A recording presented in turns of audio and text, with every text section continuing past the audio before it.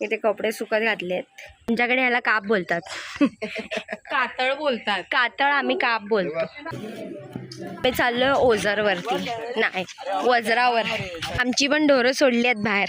रावरती जर तारीचा मोर ना वर्ग ना दादा ना.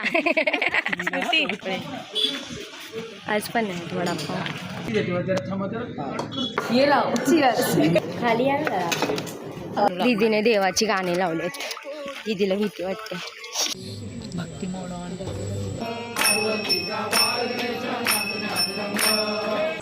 सोनू लावायचे. सोनू